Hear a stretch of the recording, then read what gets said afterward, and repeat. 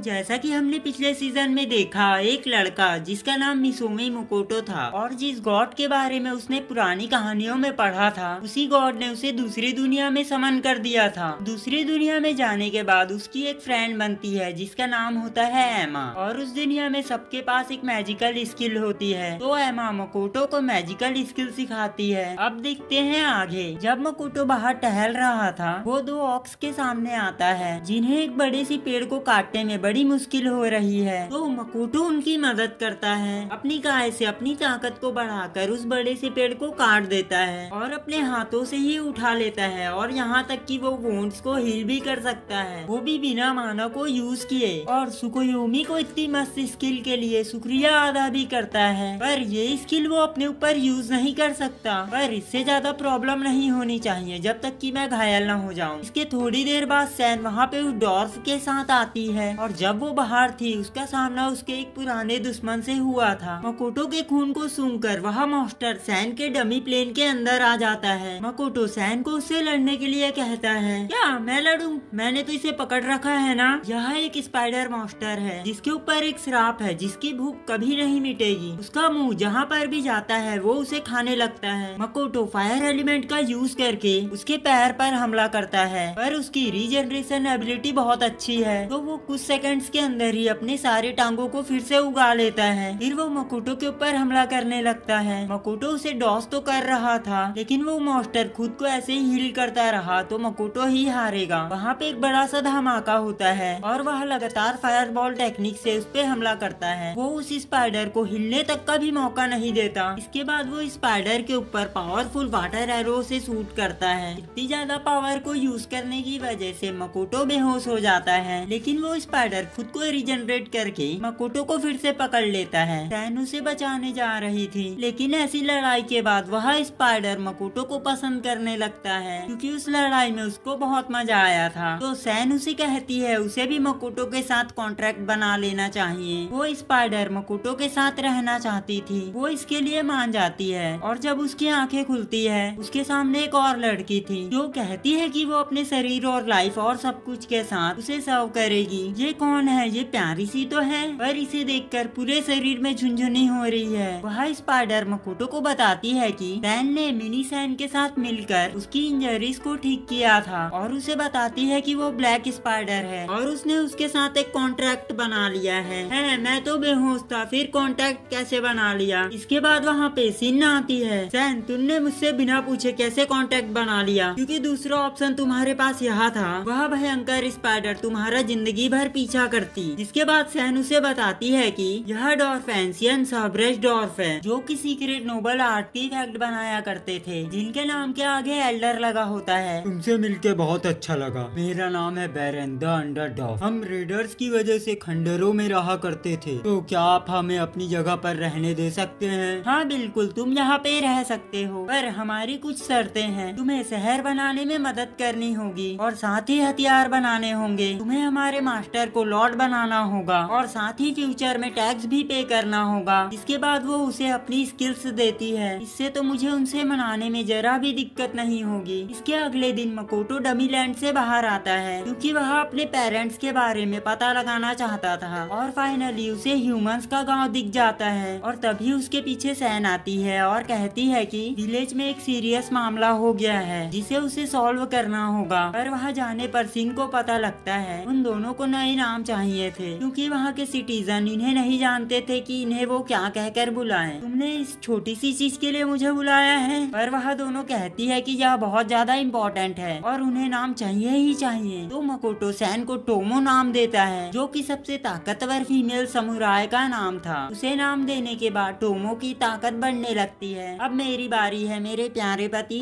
ओए, तुम मुझे पति वती नहीं बुलाओगी। और वो ब्लैक डिजास्टर को मियो नाम देता है, जो कि जीरो और उसके प्रेफर्ड एलिमेंट्स वाटर का कॉम्बिनेशन है। मियो कहती है कि उसने अपने पसंदीदा एलिमेंट्स का नाम उसे दे दिया है, यानी वो भी उसे पसंद करता है। इसके बाद वहाँ के सभी सिटीजन्स की मीटिंग बुलाई जाती है और वो दोनों अपने नाम उन्हें बताते हैं। यहाँ पर इतनी सारी स्पीसीज कहाँ से आई? इसके बाद वो सभी वोट से डिसाइड करते हैं कि वो मकोटो को क्या बुलाएंगे, मास्टर, मेलॉड या ऑर्गेस। सबसे ज्यादा वोट यंग मास्टर पे आते हैं, लेकिन मकोटो कहता है कि वो लोग उसे उसके नाम से ही बुलाएं, लेकिन सिटीजन्स के चेहरे ऐसे थे कि वो यंग मास्टर के लिए मान जाता है। इसके बाद डॉफ्स के विलेज का चीफ मकोटो के पास आता है। तुम तो बिल्कुल हीरो जैसे लगते हो, पर आपकी ताकत जरूर आपको गॉडेस ने मिशन दिया होगा। गॉडेस का नाम सुनते ही मकोटो का खून खौलने लगता है। उस लिचट औरत का नाम मेरे सामने दोबारा मत लेना। ओए सुन बुड्ढे। इसके बाद टोमो से मिस लिजेड नाम की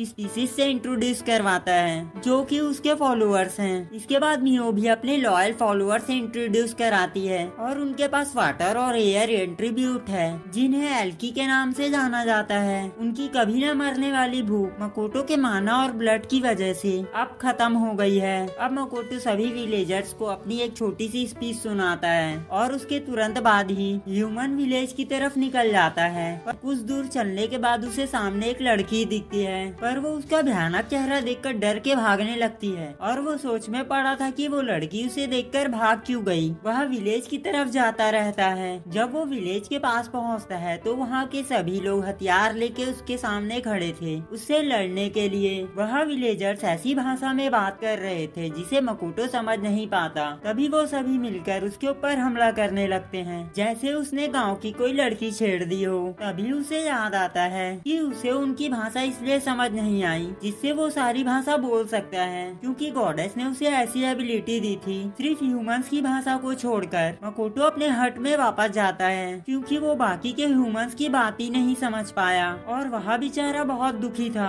और वो सिर्फ बात ना करने की वजह से हमला थोड़ी करेंगे। शायद मैं कुछ ज्यादा ही गंदा दिखता हूँ। टोमो जोर जोर से हंसने लगती है। टोमो कहती है कि वो सच कह रहा है तो मकोटो उसे धड़ के घुसंड मारता है। तो टोमो उसे बताती है कि प्रॉब्लम उसका चेहरा नहीं उसका माना है। उन ह्यूमंस को वो ऐसा दिख रहा होगा जैसे बहुत सारे डीमन किंग उसके पीछे से आ रहे हों। हैमा उससे कहती है कि वो इसे फिक्स कर सकता है, उसे बस ऐसा इमेजिन करना है, लेकिन इससे वो बस थोड़े से ही माना को कंट्रोल कर पाता है जैसा वो एक बोतल पर ढक्कन लगा रहा हो। लेकिन मकोटो हार नहीं मानता और वो कसम खाता है कि वो ह्यूमंस की भाषा को सीखेगा, साथ ही अपने मानव को भी सप्रेस करेगा। 2 हफ्तों तक मकोटो ह्यूमंस की भाषा को ही सीखता है। जिसके बाद एक डॉर्फ उसके पास आता है जो उसे एक कष्ट रिंग देता है जिससे उसका माना सप्रेस हो सके, पर जो भी इसे पहनता है उसकी मौत हो जाती है। पर मकोटो के पहनने पर वो रिंग ही टूट जाती है। मैं इसे दोबारा बनाऊंगा और अगली बार ये तुम्हें जरूर मार देगा। इसके बाद 1 महीना बीत जाता है।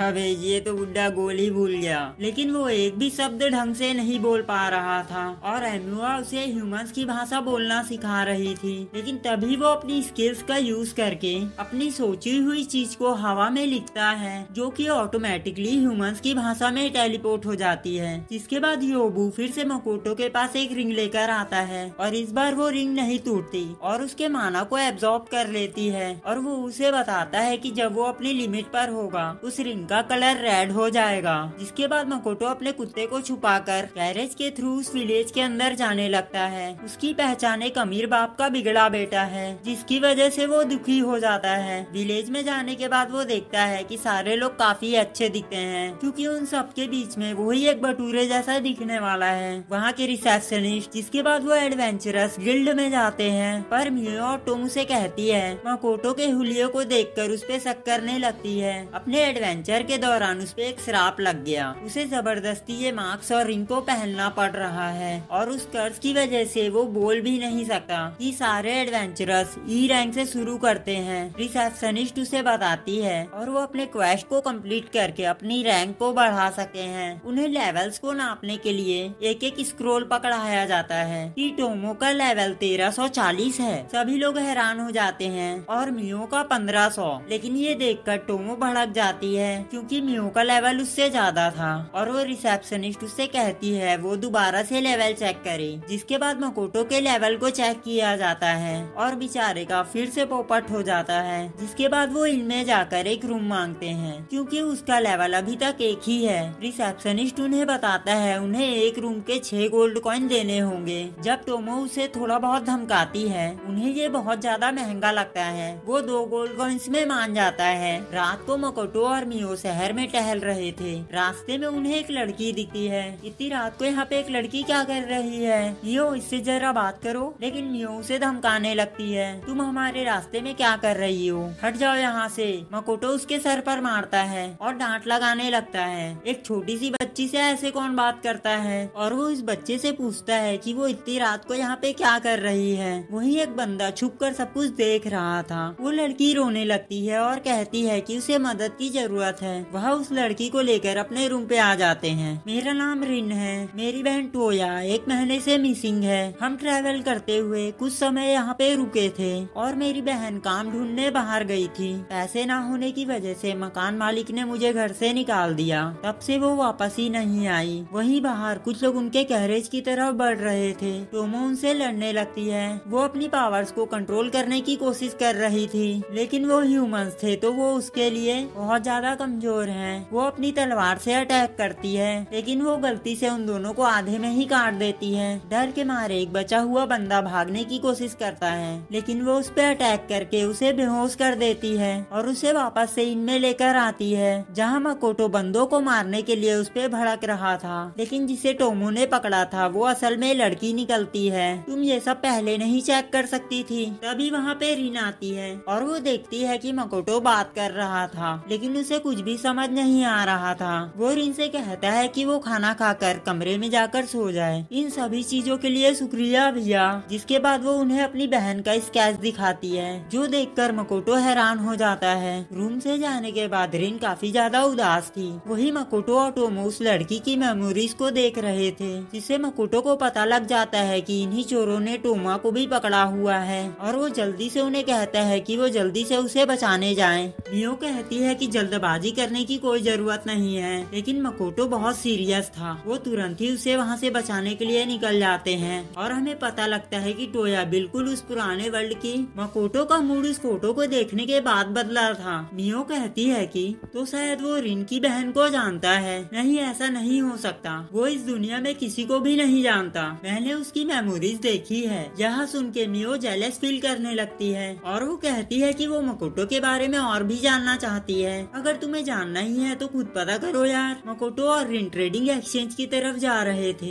जहाँ मकोटो उससे कहता है कि उसे फिक्र करने की कोई जरूरत नहीं है। फ्लैशबैक से पता लगता है कि उसने मियो और टोमो को उसे बचाने के लिए भेज दिया है, पर वो उन पैसों को वापस नहीं लौटा पाई। एडवेंचरस बनने के चक्कर में उनके ऊपर कर्जा चढ़ गया था और रिन से कहा कि वो यहाँ से भाग जाए, लेकिन वो लोग रिन को भी पकड़ लेते हैं। इसके बाद हम टोया को देखते हैं, जो कि बुरी हालत में जमीन पर पड़ी हुई थी। उसी वक्त वहाँ पे टोमो और मियो आ जाते हैं, जिसके बाद वो वहाँ से जाने लगते हैं। मियो अपने मैजिक से उसके शरीर को हील कर देती है, लेकिन दरवाजे पर लॉक लगा हुआ था। मियो अपने मैजिक से दरवाजे के साथ उस दीवार को भी पिघला देती है। वो वहाँ से जा ही रहे थे, तभी वहाँ पे मिल्सेज आ जाता है, जो कि एडवेंचरस गिल्ड का सबसे ताकतवर एडवेंचरर है। जिसके बाद वो होटल की तरफ वापस जाने लगते हैं। दूसरी तरफ मकोटो ने अपने सभी फलों को 500 गोल्ड कॉइन में बेच दिया है, लेकिन तभी रिन एक बंदे को देखती है और उसे देखकर वहाँ से भागने लगती है। लेकिन मकोटो अपने इन्वेस्टिगेटर, जिससे वो उसके ऊपर नजर रख पाता है, रिन उसे बताती है कि मकोटो के पास कुछ अजीब से फ्रूट्स थे, जिसे उसने 500 गोल्ड कॉइन में बेचे। और वो एडवेंचरर उससे कहता है कि वह सारे पैसे चुरा कर उससे ले आए, उससे उसकी बहन का कर्जा भी माफ हो जाएगा। रिन ऐसा नहीं करना चाहती थी, पर वो अपनी बहन के बारे में सोचती है और मान जाती है। दूसरी तरफ मिल्स उससे पूछता है कि टोया मूव कैसे कर पा रही है। वहीं हमें पता चलता है कि वही इन सभी बंदों का लीडर है। ये तो वही लड़की है, इसका लेवल 1500 से भी ज्यादा था। लेकिन उन्हें लगता है कि ये लेवल बहुत ज्यादा हाई है, तो जरूर नापने में कुछ गड़बड़ हुई होगी। तुम हमारे ग्रुप को क्यों नहीं ज्वाइन करती? मैं तुम दोनों को अमीर बना सकता हूँ। लेकिन टोमो और मियो दोनों ही उसे ज्वाइन करने से मना कर देती है। तो तुम्हें बहुत ज्यादा मुश्किल मिशन मिलेंगे अगर तुम इसी नकली लेवल के साथ आगे बढ़ती रही, जिसका माना बहुत ज्यादा था। उस समय पहले एक ह्यूमन जैसे दिखने वाला मॉन्स्टर आया था, जिससे सुनकर यह दोनों कहती है कि वो तो उसे सपने में भी नहीं हरा सकते। जिसके बाद मिल्स मकोटो की बेइज्जती करने लगता है, क्योंकि उसका लेवल तो सिर्फ 1 है, ऊपर से दिखता इतना बेकार। लेकिन अपने मास्टर की बेइज्जती सुनकर उन दोनों को गुस्सा आ जाता है और वो उसके ऊपर अटैक कर देती है। लेकिन मिल्स ने एक बैरियर को बनाकर उनके अटैक को ब्लॉक कर दिया था। दूसरी तरफ रिन होटल के बाहर बैठी हुई थी। वो तो इतने अच्छे हैं, मैं उनसे पैसे कैसे चुरा सकती हूँ। अभी वहाँ पे होटल का रिसेप्शनिस्ट आता है और रिन को भिखारी समझकर वहाँ से भगाने लगता है, पर मकोटो उससे कहता है कि वह उसकी दोस्त है, जिसे देखकर डर के मारे वो उससे माफी मांगने लगता है। लेकिन टोमो इस बार उसके बैरियर को तोड़ देती है। मिल्स अपने बंदे को उसके ऊपर अटैक करने के लिए कहता है, जिससे वो उड़ता हुआ पीछे जाता है, जिसके बाद वो उसके बाकी के बंदों को भी पीटने लगती है। वही मियो अपना गुस्सा मिल्स पर निकालती है और वह दीवारों को तोड़ते हुए बाहर जाने लगते हैं। तो लड़ते लड़ते पूरी बिल्डिंग को ही डिस्ट्रॉय कर देते हैं। तभी मिल्स आकर अपनी तलवार उसके गर्दन पर रख देता है। हमने कहीं कुछ ज्यादा तो नहीं कर दिया? लेकिन टोमो और मियो उसे पंच मार के उसे दूर भेज देते हैं। इतना तो हमें करना ही था, उसने हमारे मास्टर की बेइज्जती करी थी। इसके बाद वो बहस करने लगती है उन दोनों में सबसे ज्यादा काम कौन किया था, और एक ही स्लैश से पूरे टाउन में निशान बना देती है। टोमो अपनी तलवारबाजी का दिखावा करने लगती है, जिसके बाद मियो भी अपनी पावर्स को दिखाने लगती है। इसकी वजह से वहाँ दोनों मिलकर टाउन में तबाही मचाने लगते हैं। इसके बाद वो होटल की तरफ वापस जाने लगते हैं, जहाँ रिन अपनी बहन से दोबारा मिलती है। वो मकोटो से मिलते हैं, जहाँ टोया उसे बचाने के लिए उसका शुक्रिया अदा करती है, और मकोटो देखता है कि बाल के रंग को छोड़कर वो बिल्कुल उसके जूनियर जैसे दिखती है। वह दोनों लड़कियां थकी हुई थी तो वो सो जाती है। चलो बहुत अच्छा हुआ, सभी चीजें आराम से हो गई, और अचानक से उन दोनों को ही बांध देता है। वही मकोटो मियो से उसके सेल को मांगता है, पर बाहर कौन सा न्यूक्लियर बम फोड़कर आई हो तुम दोनों? तुमने टोया को बड़े अच्छे से बचाया, जाओ और सोचो तुम दोनों ने क्या किया है। पूरे टाउन को तबाह करने के बाद वो पास के ही अगले टाउन के लिए जाने लगते हैं, जिन्हें मिल्स ने कैप्चर किया था,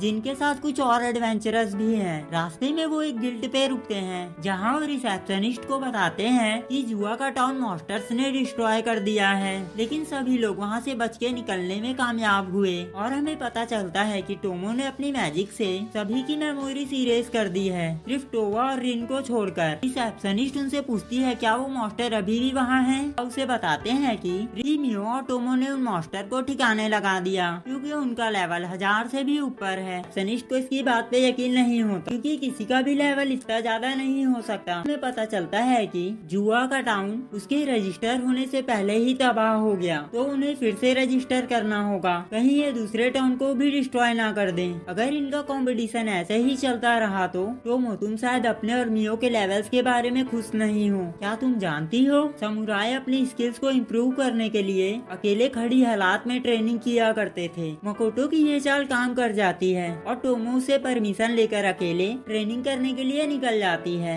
ये देखकर मियो खुश हो जाती है, लेकिन बेचारे की खुशी खत्म हो जाती है, क्योंकि अब मकोटो का सारा समय उसके साथ ही बीतेगा, क्योंकि बाकी के एडवेंचरर्स और टॉप भी उन्हीं के साथ चल रहे हैं। तुम्हारे साथ आने के लिए माफी चाहूंगी, मुझे पता है कि तुम उसकी गर्लफ्रेंड हो। यह सुन के मियो शर्मा जाती है और कहती है कि वो उसकी सिर्फ फॉलोअर्स है। रास्ते में कुछ मॉन्स्टर उनके सामने आ जाते हैं, जिन्हें मियो अपने एक ही अटैक से सभी को खत्म कर देती है, जो देखकर सारे एडवेंचरर्स काफी ज्यादा खुश होते हैं। लेकिन जाने से पहले वो उन मॉन्स्टर के अंदर से वैल्यूएबल पार्ट निकालने लगते हैं। मकोटो उसकी आंखों में भी नहीं देख पा रहा था, लेकिन जब वो पार्ट्स को निकाल रही थी, बेचारे का पूरा मूड ही बदल जाता है। मेरी प्यारी हासेगावा ये क्या कर रही है? इसके बाद वो अपनी जर्नी को जारी रखते हैं और रास्ते में जो भी मॉन्स्टर्स आते हैं उन्हें खत्म करते जाते हैं। वही मकोटो अपने ग्रुप का नाम कुजोनोहा ट्रेनिंग कंपनी रखता है, और उन्होंने अभी तक बहुत सारे मटेरियल्स भी इकट्ठा कर लिए हैं। जब वो एक जंगल से गुजर रहे थे, उनके सामने एक रेयर मॉन्स्टर्स आते हैं, जिनका नाम रूबी आइस है। मकोटो फिर से मियो से कहता है कि वो सभी मॉन्स्टर्स को ठिकाने लगाए, लेकिन वो एडवेंचरस कहते हैं कि वो वैल्यूएबल पार्ट्स को डिस्ट्रॉय ना करे। इसकी वजह से उसे गुस्सा आ जाता है, और वो मकोटो से कहती है कि वो खुद ही उन्हें संभाले। जाने से पहले वो उसे बताते हैं उन मॉन्स्टर्स का वीक पार्ट उसका पेट है, लेकिन उसे जाता हुआ देखकर वो सारे लोग टेंशन में थे, क्योंकि मकोटो का लेवल सिर्फ 1 है। लेकिन मकोटो एक एक करके और कुछ सेकंड्स के अंदर ही वो सारे मॉन्स्टर मर चुके थे। अपने तीर से उन मॉन्स्टर्स को मारते जाता है, लेकिन इसके तुरंत बाद सभी एडवेंचरर्स उसके स्किल्स की तारीफ करते हैं। वह काट पिटाई शुरू कर देते हैं और अगले टाउन में पहुंचने से पहले 12 रूबी आइस को कलेक्ट कर लेते हैं। जब वो एडवेंचरर्स गिल्ड में पहुंचते हैं, मियो उसका शुक्रिया अदा करती है, क्योंकि रास्ते में मॉन्स्टर्स को मारते हुए उसका लेवल अप हो गया। लेकिन मकोटो बेचारा दुखी था, अभी तक इतने मॉन्स्टर्स को मारने के बाद भी उसका लेवल अभी तक एक ही पे अटका है। गिल्ड में मकोटो को एक एस रैंक कॉस्ट दिखता है। Trading company S rank Ruby ice को ढूंढ रही है, क्योंकि उन्होंने रूबी आइस को कलेक्ट कर ही लिया था, तो वो इस जॉब को एक्सेप्ट कर लेता है। इसके बाद रास्ते में उन्हें जो भी लूट मिली थी वो सबको डिवाइड कर लेते हैं, जहाँ मकोटो सभी रूबी आइस को और साथ ही कुछ वैल्यूएबल आइटम को लेता है और बाकी के सारी चीजों को बाकी के एडवेंचरर्स के लिए छोड़ देता है। मकोटो कहता है कि उन्हें सेलिब्रेट करना चाहिए, लेकिन एक दूसरे को बाय बोलने से पहले साथ ही वो अपने एडवेंचरस लाइसेंस का यूज करके एक दूसरे के कॉन्टेक्ट भी शेयर करते हैं, जिसमें कॉल्स और इंफॉर्मेशन एक्सेस करने का भी फंक्शन है। डिनर के वक्त वो सभी मजे करते हैं, एक दूसरे के बारे में और चीजें जानते हैं। सभी एडवेंचरर्स एक दूसरे को इंट्रोड्यूस करते हैं। पहली है लीजा, एक गनर। दूसरा है हेजल, एक एल्केमी मास्टर जो कि एक प्रीस्ट नाइट है। तीसरी का नाम है रैनिना, जो कि मकोटो को पंजा लड़ाने के लिए चैलेंज करती है, लेकिन मकोटो की सूखी हड्डियों में उससे ज्यादा ताकत थी। वो बड़ी ही आसानी से उसे हरा देता है। वहीं टोया एक डार्क थीफ है। वहीं रोया उसे वार्न करती है। उसके बारे में उसने काफी बुरी अफवाहें सुनी है। जिस ट्रेडिंग कंपनी का उसने क्वेस्ट लिया है, जो भी रैम्ब्रांड कंपनी की जॉब लेता है, उसके साथ कुछ हमेशा ही बुरा होता है। दूसरी तरफ रूम में मियो दूसरी बेड को डिस्ट्रॉय करने की कोशिश कर रही है ताकि वो दोनों एक ही बेड पर सो सकें। तभी वहाँ पर मकोटो आ जाता है। वहीं उसे देखकर मियो शर्माने लगती है। उसे लगता है कि वहाँ पे कुछ होने वाला है, पर मकोटो का कोई इंटरेस्ट नहीं था और वो वहीं पर सीधा सो जाता है। और वो सोचती है कि उसे दूसरे बेड को डिस्ट्रॉय कर ही देना था और प्लेन्स के लिए उस गेट को बना सकता है। दोनों वहाँ जाते हैं, जहाँ वो टोमो के क्लोन और एमा से मिलता है। वह उसे बताती है कि डमी प्लेन में हर स्पीसी अपना काम कर रहे हैं और बड़े अच्छे से रहते हैं, और साथ ही वो उसके लिए बड़ा सा कासल बना रहे हैं, बिल्कुल वैसा ही जैसा उसकी मेमोरीज में था। वही टोमो जब से ट्रेनिंग पर गई है तब से अब तक किसी से कांटेक्ट नहीं किया है। तभी वहाँ पे दौड़ता हुआ एल्ड आने लगता है। तुम्हारी छड़ी कहाँ पे गई? अरे मैंने अपने चलने के लिए कुछ डिवाइस बनाया है, ये देखो। और वो सब छोड़ो, मैं तुम्हें कुछ दिखाना चाहता हूँ। वो मकोटो को बहुत सारे आर्मर्स दिखाता है, लेकिन मकोटो एक को भी लेने से मना कर देता है। जो सुन के वो सारे डॉग्स बेचारे दुखी हो जाते हैं। लेकिन तभी उसकी नजर कुछ कपड़ों पे पड़ती है जिसे उसी बंदे ने बनाया था जिसने उसके लिए रिंग बनाई थी, लेकिन इतनी तेजी से कि ये तुम्हें जान से मार देंगे। यह कपड़े माना को एब्जॉर्ब करते हैं। लेकिन मकोटो उसे पहन लेता है। पिछली बार की तरह उसे कुछ भी नहीं होता, जिसके बाद वो उसे बताता है कि यह फिजिकल और मैजिकल डिफेंस भी देता है। साथ ही वो इमेजिन करके इसके रंग को भी बदल सकता है। रेड होने पर उसकी स्पीड भी बढ़ेगी और ब्लू में उसकी ताकत। रेड कलर में वो काफी तेजी से भाग रहा था, लेकिन वह जल्द ही उसके माना को एब्जॉर्ब नहीं कर पाता और उसके चिथड़े चिथड़े उड़ जाते हैं। मकोटो उससे कहता है कि वो कुछ मजबूत कपड़े बना सकता है, तो वो उससे कहता है कि वो इस बार ऐसे कपड़े बनाएगा कि वो तुरंत ही इसकी जान ले लेगा। इसकी मोटिवेशन हमेशा इतनी अजीब क्यों होती है? जिसके बाद मियो मकोटो को कुछ एक्ट से मिलाती है जो कि ह्यूमंस में ट्रांसफॉर्म होने की ट्रेनिंग कर रहे हैं, और वो मेनली बाहर जाकर इंग्रेडिएंट्स को इकट्ठा करते हैं। और वो देखता है कि वो जहरीली चीजों को भी डिश की तरह खा सकते हैं। अगले दिन मकोटो अपने क्लाइंट से मिलने जाता है, जहाँ कंपनी का रिप्रेजेंटेटिव उसका स्वागत करता है रैम्ब्रांड कंपनी में, जहाँ वो अपनी रूबी आइस को देने पहुँचा था और वह अपनी ट्रेडिंग कंपनी खोलना चाहता है। उसके पूछने पर मकोटो बताता है कि उसका लेवल 1 है। तो वो कहता है कि मुझे तुमसे कोई बात नहीं करनी,